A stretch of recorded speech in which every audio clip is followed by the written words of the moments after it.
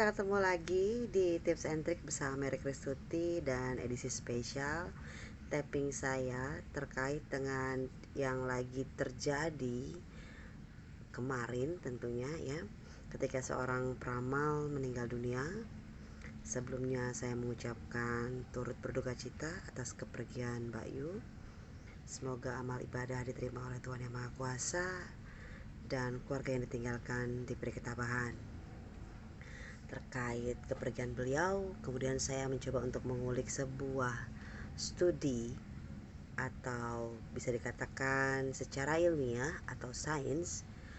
Ada yang menyelidiki mengapa orang masih percaya kepada ramalan, dan ini tidak menutup kemungkinan sebagian dari kita masih percaya.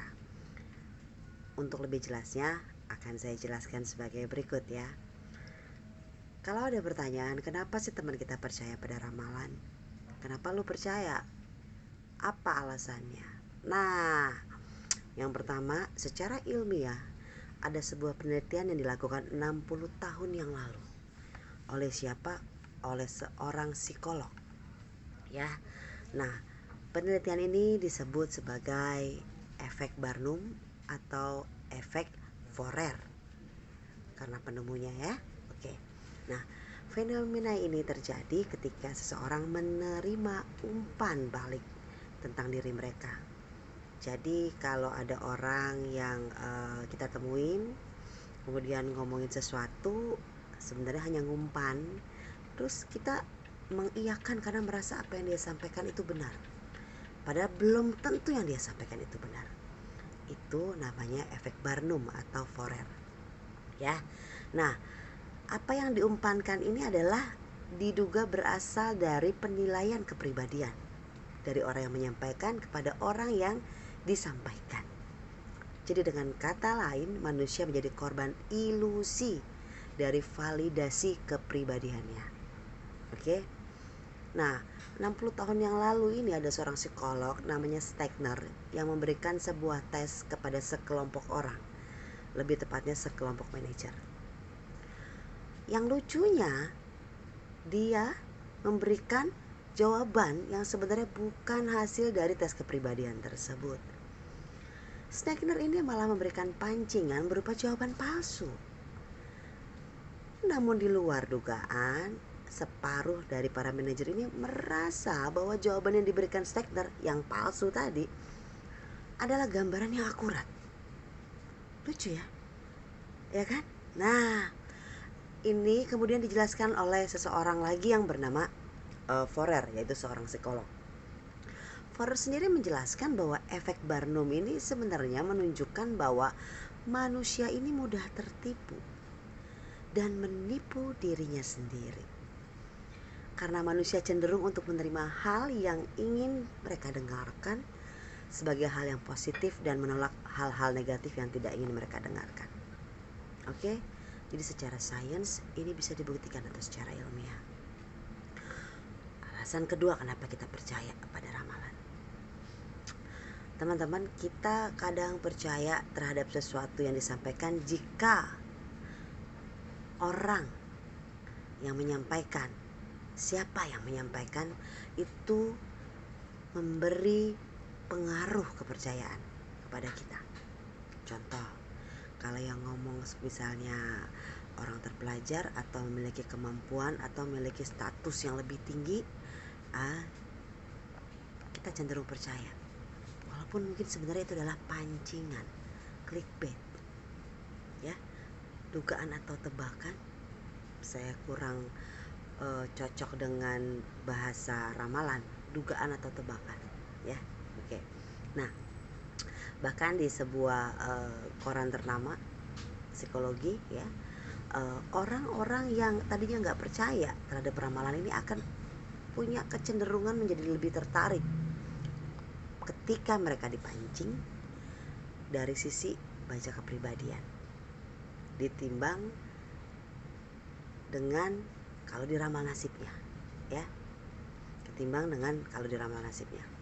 Apalagi jika yang disampaikan itu hasilnya positif, plus yang ngomong siapa. Nah, sebaiknya memang kita mulai menganalisa nih, yang dijelaskan ini esensinya apa, bukan cuma siapa yang ngomong. Oke? Karena manusia memiliki kecenderungan untuk menerima apa yang mereka ingin dengarkan dan mudah tertipu oleh ilusi tentang validasi pribadi diri kita sendiri, makanya kadang kita terbelenggu dalam situasi bahwa yang ngomong si A si B. Nah, mulailah kita belajar untuk menelaah apa yang disampaikan, bukan siapa yang menyampaikan, ya. Kalau kemudian orang akhirnya banyak percaya kepada suatu prediksi ramalan, ini nggak saya bahas tentang ramalan cuaca ya, karena kalau ramalan cuaca itu sesuatu yang berbeda sesuai dengan fenomena atau gejala alam ya. Jadi kalau awan sudah mengumpul dengan kecepatan sekian, dengan ketebalan awan sekian, bisa dihitung gitu ya diameternya dan segala macamnya. Nah, itu kan prediksi yang sesuai data-data ilmiah ya, beda dengan ramalan yang kita maksud sekarang. Nah, kalau orang mulai percaya atau dari nggak percaya kemudian jadi percaya pada ramalan, kali ini saya bergeser ke ramalan bintang. Kenapa gitu ya, ada astrologi gitu kan.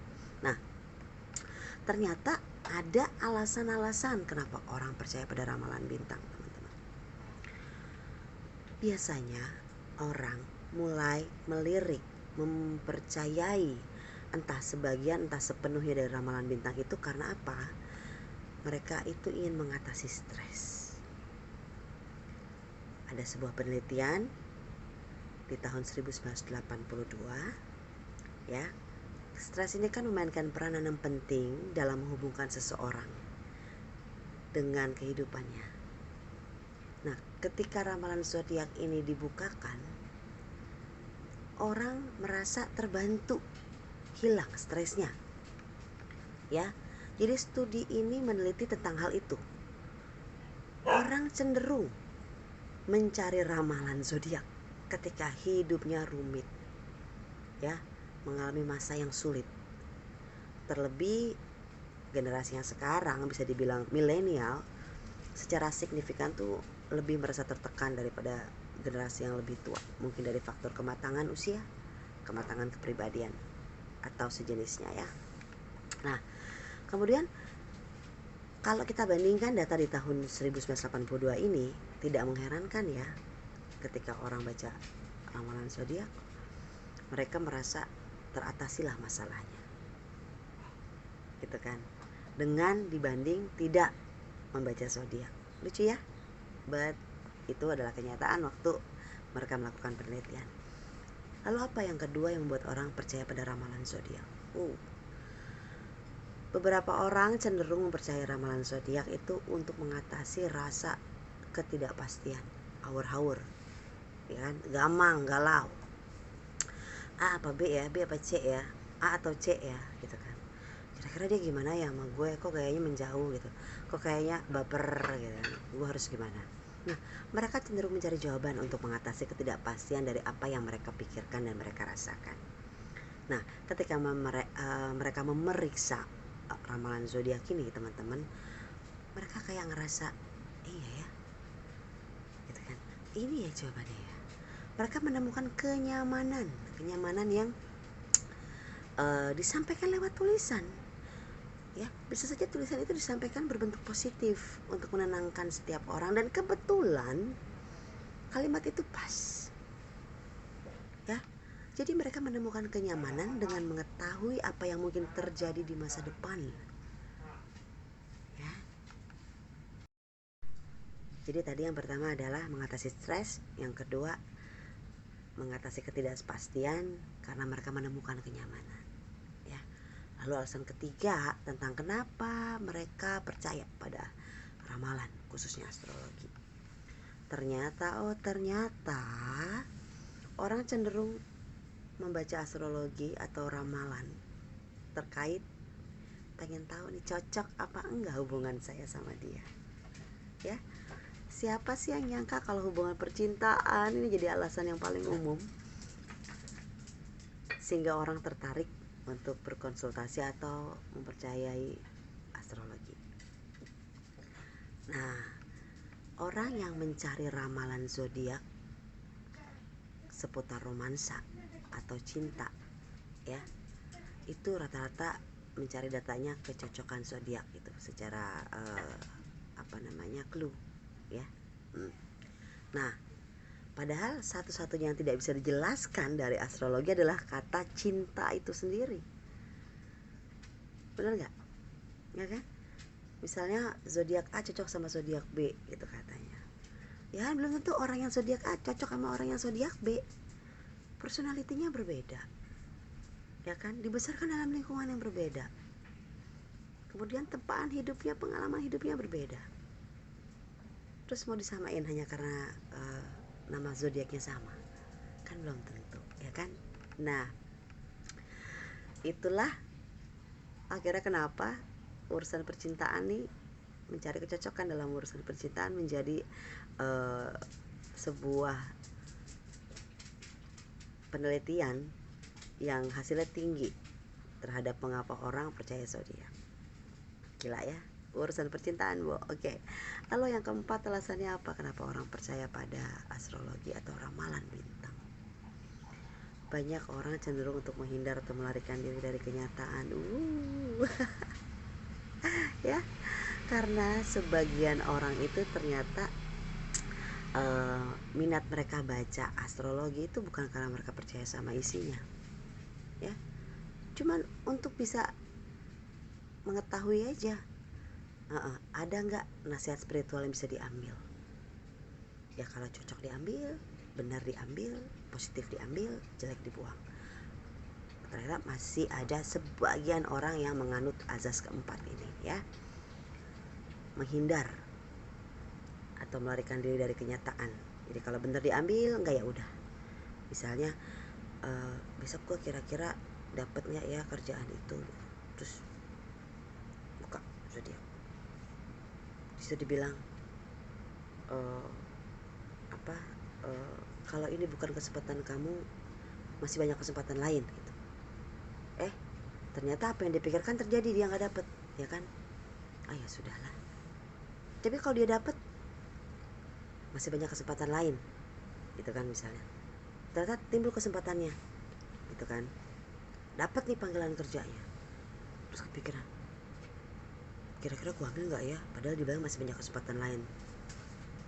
Tapi kan kesempatan gak datang 2 kali, daripada gue nganggur mendingan gue ambil. Nah itu akhirnya yaudahlah gue ambil aja, logikanya masih jalan gitu kan. Itu yang bagus, logikanya masih jalan. So kalau teman-teman di lingkungan sekitar kalian masih ada yang percaya sama ramalan ya, mungkin video ini cukup membantu kalian bahwa memang secara ilmiah ada pembuktiannya mengapa orang percaya pada ramalan ya. Secara psikologi, sains dapat dibuktikan. So guys, video singkat dari Tante Mary demikian, semoga membantu ya. Dan silakan kalau Anda memiliki saran, pendapat atau ide untuk diangkat isunya atau permasalahannya, mungkin Tante Mary bisa bantu. Kita ketemu lagi besok ya. Oke. Sampai jumpa lagi dalam tips and tricks bersama Mary Kristuti. Ciao.